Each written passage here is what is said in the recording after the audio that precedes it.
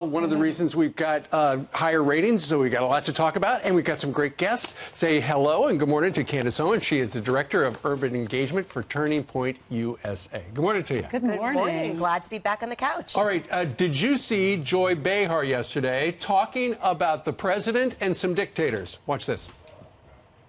We've gotten to the point in this world now where we have to rely on the sanity of Kim Jong-un and Putin over the president of the United States. My issue is the moral relativism between someone like Kim Jong-un and Putin and President Trump. I think it's easy to sort of sit here and say that, but the reason why the Syrian...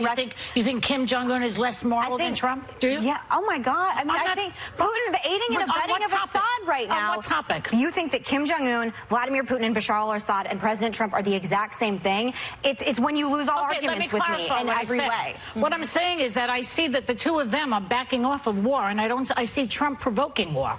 Provoking war by taking 2 weeks and not responding immediately? Candace, these two dictators kill their own people. How can she compare them to our president? She might not like our president, but he doesn't do that. Correct. And look, it's a total and utter departure from reality, which we see often on the left. That's what it comes down to. But Joy Behar, I mean, she really has, over time, become unhinged with this unhealthy obsession to correlate Trump to these, as you mentioned, dictators and people that have murdered people within their own countries. And I don't understand it, but I don't know. I feel like it's almost time to stage an intervention over there. But why does it take Meghan McCain to bring some sanity to that panel?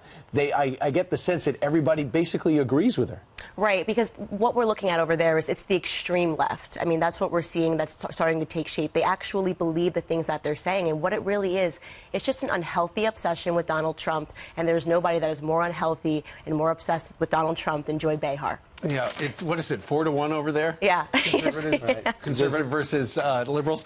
Meanwhile, you are with Turning Point USA. I am. It's interesting.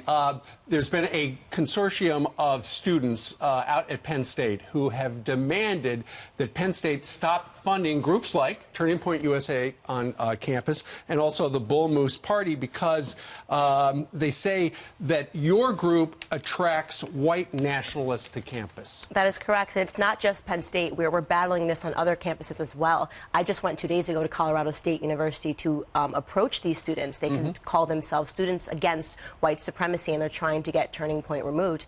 And you wouldn't believe it. There are these white liberals shouting in my face, extremely confrontational, essentially telling me that if I don't see myself as less than and as a victim, then I am perpetuating white supremacy. So it's quite ironic. So this is not a debate that they want to engage in. No, they just want to scream. They want to scream, and I'm telling you, I felt really unsafe. They think you are a white supremacist. She gave a quote to the Collegian and said that even Candace Owens, you know, she perpetuates white supremacy. So tell folks at home who aren't familiar with what Turning Point USA is or the Bull Moose Party. And tell us your story, because you grew up in a Democratic family. Correct. I grew up in a liberal family. My family, they're still, you know, a lot of them are still liberals. And really what it comes down to is I asked her to identify what white supremacy meant to her, and she said it was capitalism and free markets. And that's what Turning Point is all about. Yeah, capitalism and free markets. We got it all on camera. It was pretty unbelievable. So tell us about your organization. Yeah, so that's what we do. We go on campus and we teach conservative values because, as you see, it's really missing. And these liberal campuses have become islands of totalitarianism, and they're teaching socialism and communism. And that's the thing. That's where it comes from? Dialogue. Yeah, that's where it comes from. Absolutely. And the teachers and the professors, they're backing this up. So we try to insert a different, you know, a different conversation. We talk about free markets and capitalism. We're pro-American, go figure. Right. And that's not acceptable anymore on college campuses. Penn State's administration said, we don't know what you're talking about because Penn State doesn't give any money to your group, nor the other one as well. So right. And then the other thing to keep in mind, too, is everyone's picking colleges right now for their kids. You get no one gets say the size of the campus, the travel, the dorm size. You have to ask, are they open to all views? Are there going to be protest and safe spaces? Exactly. And unfortunately, the answer overwhelmingly is no, they're not open to conservative views. It really is a scary thing, and parents need to be extremely involved when picking the colleges for their You said you got children. it on camera. Where can we see it? Oh, on YouTube, on my Facebook page. We're throwing it up today. It's really scary stuff to see what these students believe. Thank you so much.